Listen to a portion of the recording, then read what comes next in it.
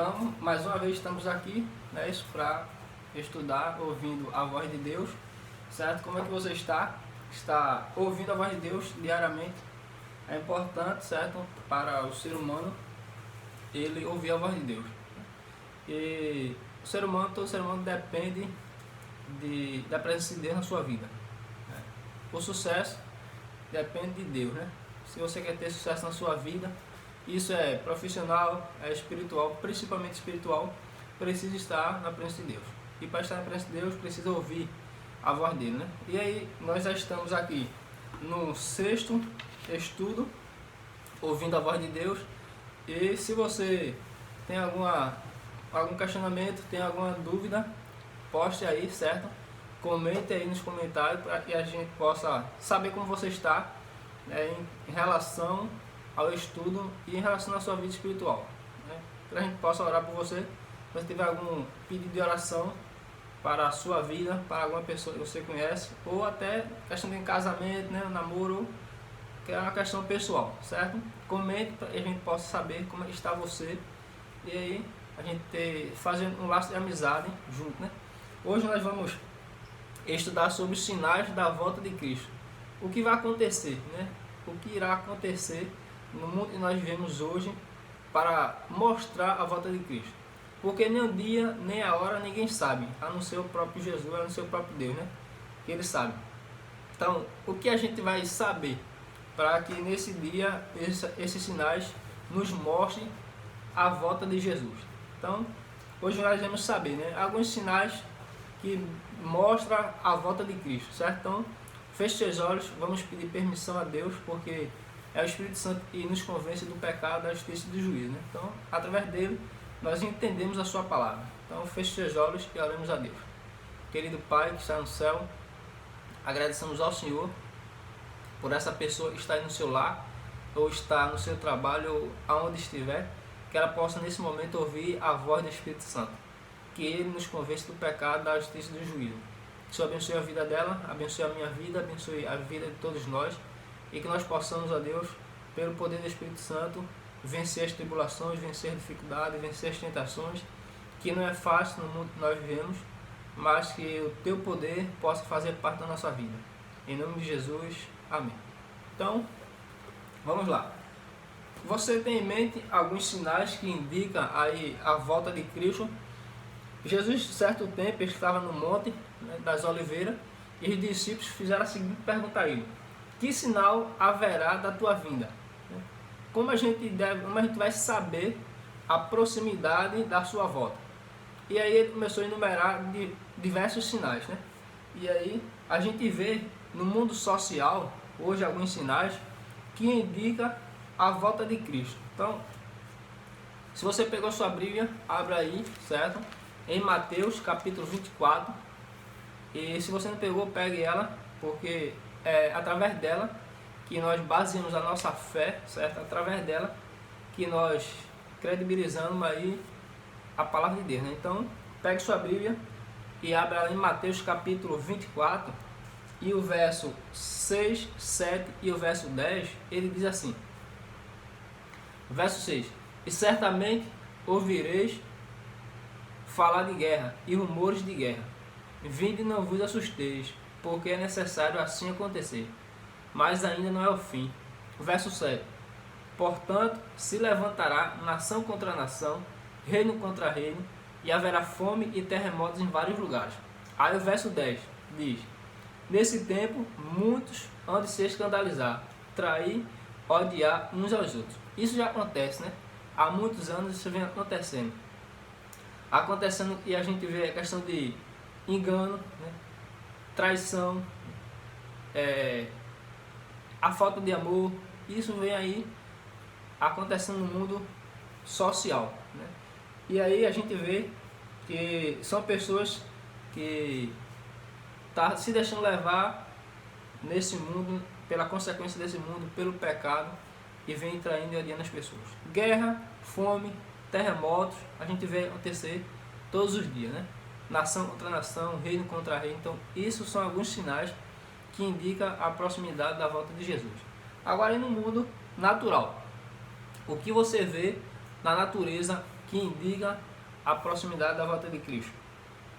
No verso 7 e o verso 29 do mesmo capítulo 24 de Mateus, diz assim: portanto, se levantará nação contra nação, reino contra reino, e haverá fome e terremotos em vários lugares.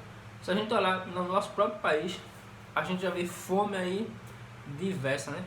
Muitas pessoas passando fome, necessidade, não por falta de recursos, não por falta de dinheiro, mas por falta de amor, porque quem tem sempre quer ter, né? E esquece de quem não tem, e muitas pessoas aí passando fome. Então, Jesus já escreveu isso há milhões de anos, e hoje a gente vê acontecer de uma forma pior. Terremoto, tá aí diverso, né? E no verso 29 ele diz assim: logo em seguida, a tribulação daqueles dias, o sol escurecerá, a lua não dará sua claridade, e as estrelas cairão no firmamento, e os poderes do céu serão abalados. Isso aí aconteceu, certo? Que o sol, em 1780, ele escureceu. Aí os historiadores dizem que ao meio-dia as galinhas, né, foram para o puleiro, né, e o sol escureceu de uma forma que ninguém explicou. A ciência não conseguiu explicar.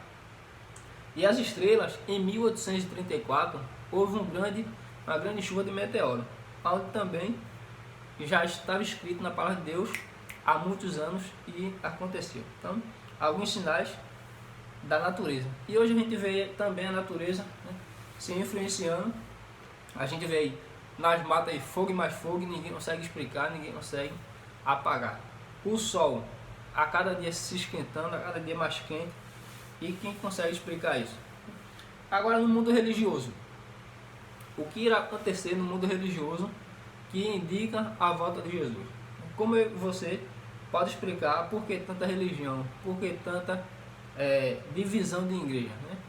E aí, em Mateus 24, verso 4 e verso 5, ele diz assim, ó: e ele lhe respondeu: vinde que ninguém vos engane, porque virão muitos em meu nome, dizendo, eu sou o Cristo, e enganarão a muitos. No mundo religioso, muitas pessoas vão vir aí dizendo que é Cristo, que é Jesus, que veio salvar, e aí vai enganar muitas pessoas. Que você não possa ser enganado, né? Porque muitos serão enganados, certo? Agora, verso 11 e verso 24 do mesmo capítulo diz assim: levantar-se-ão muitos falsos profetas e enganarão a muitos. Verso 24: porque surgirão falsos cristos e falsos profetas, operando grandes sinais e prodígios, para enganar, se possível, os próprios eleitos. Já acontece isso, a gente vê aí muitas pessoas dizendo que é Cristo, muitas pessoas dizendo que é Jesus, operando sinais, operando aí maravilhas na vida das pessoas, pregando prosperidade, pregando riqueza, e aí pessoas estão sendo enganadas, e aí se iludindo com fábulas e doutrinas de homem, né? Que não vão levar ninguém ao céu. E você e eu não posso ser enganado por essas pessoas. Mas como a gente não pode ser enganado estudando a palavra de Deus, se baseando unicamente na palavra de Deus, e aí você e eu não seremos enganados, certo? E aí o que acontece? O que leva, né? Qual a motivação dessas pessoas, desses falsos profetas, a pregar essas doutrinas, né? Segundo Pedro, lá no Novo Testamento, segundo Pedro, capítulo 2, do 1 ao 3, diz assim, ó: assim como no meio do povo surgirão falsos profetas, assim também haverá entre vós falsos mestres, os quais introduzirão dissimuladamente heresias destruidoras, até o ponto de renegarem o soberano Senhor, que os resgatou, trazendo sobre si mesmo repentina destruição. E muitos seguirão as suas práticas libertinas, e por causa deles será inflamado o caminho da verdade. Também, movido por avareza, falsos comércios de vós com palavras fictícias, para ele o juízo lavado a longo tempo, não tarda a sua destruição, não dorme. Então a gente vê aí que muitos, certo, vão ser destruídos, né, por pregar falsas doutrinas, falsos ensinamentos que não está baseado na palavra de Deus, certo? Que você não se engane e você, qualquer pregação que a gente ouvir, a gente possa buscar na palavra de Deus realmente se isso acontece, certo? Agora, em Mateus 24, certo? Verso 14, mostra ali, certo? Que o evangelho será pregado a toda a nação, né? E diz assim: e será pregado este evangelho do reino por todo mundo, para testemunha a todas as nações, então virá o fim. Esse evangelho é o evangelho verdadeiro, que ele será pregado a todo mundo até o fim, até a última pessoa desse mundo. Então virá o fim. Agora, como eu devo saber que evangelho verdadeiro é esse? Que evangelho é esse? Como eu distinguir o evangelho verdadeiro do evangelho falso? Porque todas as pessoas, todo pregador, ele usa a Bíblia para pregar. Então, como eu devo saber? Quem ensina? Mateus 7, 15 diz assim: fala a respeito dessas pessoas. 7,15: acautelai-vos dos falsos profetas, que se vos apresentam disfarçado em ovelha, mas por dentro são lobos roubadores. Mateus diz que muitos estão aí se vestindo dentro da igreja de ovelha, mas por dentro, na verdade, são lobos roubadores que querem roubar a minha e a tua salvação. Segundo Pedro, capítulo 3, verso 16, ao que ele diz: ao falar acerca deste assunto, como de fato costuma fazer em todas as suas epístolas, nas quais há certa coisa difícil de entender, que os ignorantes e instáveis deturpam, como também deturpam as demais escrituras, para a própria destruição dele. Então, eles usam a palavra de Deus e deturpam o seu conhecimento, né? Eles estudam uma coisa e aí prega a outra, né? Mas as pessoas não vão buscar o conhecimento da verdade, não estudam a palavra de Deus e aí estão sendo enganados. Por quê?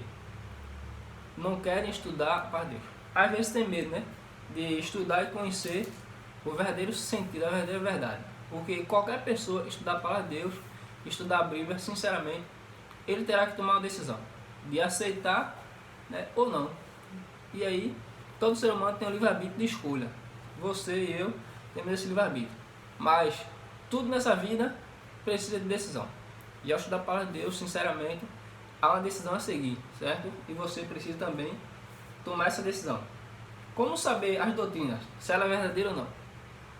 Um prega uma coisa, um prega outra, mas sempre usando a Bíblia. Mas como eu saber se elas são verdadeiras? E aí, em João 17, em João 7 diz assim, 7 verso 17. 7 e 17 de João, ele diz também como eu saber como se a doutrina é verdadeira ou não. Aí, se alguém quiser falar a vontade dele, conhecerá a respeito da doutrina, se ela é de Deus ou se eu falo por mim mesmo. Então, como eu devo saber se a pessoa ela está falando de Deus, está usando a Bíblia, né, a palavra de Deus, para mostrar se a doutrina é verdadeira? Aí, usando a palavra de Deus, mostrando na palavra, eu vou saber se é verdade ou não. Então, mas como eu saber? Eu preciso conhecer a palavra de Deus, preciso aí estudar e conhecer se realmente o que o pregador está falando é de Deus ou não. Porque ele pode usar a Bíblia, ler, mas aí deturpar o que ele está lendo, certo? Inventar outra história.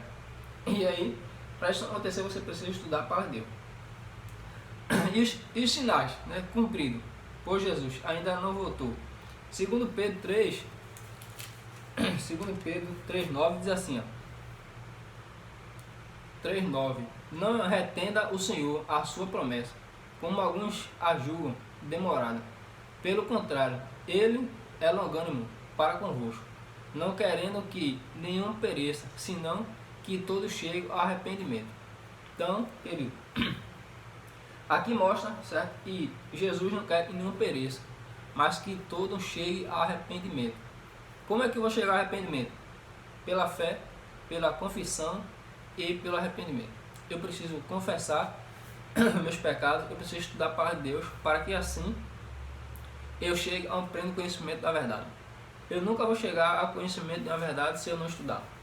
Você nunca vai chegar, e se você não estudar, você será sempre enganado. e aí vai ser levado como a onda do mar, né? Para um lado e para o outro, porque não teve conhecimento, certo? Para a gente finalizar aqui esse estudo, em Lucas capítulo 21, ele diz o seguinte, Lucas 21, verso 28 e verso 34. 28 diz assim: ora, ao começar estas coisas a sucederem, exaltai e erguei a vossa cabeça, porque a vossa redenção se aproxima. E o verso 34 diz assim: acautelai-vos por vós mesmos, para que nunca vos suceda que o vosso coração fique sobrecarregado com as vossas consequências deste mundo, e para que aquele dia não venha sobre vós repentina destruição, como um laço. Então, como eu devo me preparar, certo? Ter cautela, buscar a presença de Deus na minha vida, estudar a palavra de Deus para não ser enganado, e aí sim eu serei a cada dia beneficiado pela palavra de Deus e por Deus. E a promessa ela não tarda, Jesus irá voltar. Queira você ou não, esteja você ou não pronto, ele vai voltar. Se você não estiver pronto, infelizmente, a consequência virá. Mas se você estiver pronto na presença de Deus, pode se preparar que haverá um novo céu e uma nova terra. E Cristo espera você lá. O desejo de Deus é que você esteja lá, no céu, certo com Ele, para viver a eternidade. Mas a escolha está nas suas mãos. A escolha está na minha mão. Que Deus nos ajude, que Deus nos prepare e que nós possamos buscar Ele a cada dia enquanto podemos achar. Convido a você a fechar seus olhos e orar. Querido Pai, agradeço ao Senhor pelo Teu amor, pela Tua proteção, pelo Teu cuidado. Que o Senhor possa, com a Tua mão santa e poderosa, cuidar a cada dia de nós. E que nós possamos Te buscar enquanto podemos achar. Para que naquele grande dia, quando esse céu se abrir, nós possamos dizer: esse é o Deus que a gente tanto esperava. E exaltar e se alegrar na Tua salvação. Transforma a nossa vida, que o Espírito Santo nos molde a cada dia. E que Ele coloque em nosso coração o desejo de amar a Tua verdade e amar a Tua palavra. E estudar sempre, a Deus, os Teus conhecimentos. Para que assim nenhum falso profeta venha nos enganar. Porque estamos alicerçados na rocha que é Cristo Jesus. Em nome de Jesus, amém. Então, que você possa compartilhar aí esse estudo com as pessoas, com seus amigos.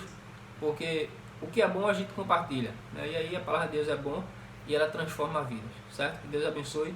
Alguma pergunta, algum comentário, comenta aí para que a gente assim possa saber como você está, saber como está o seu desenvolvimento e acompanhando aí o estudo, certo? Que Deus te abençoe. Até o próximo estudo.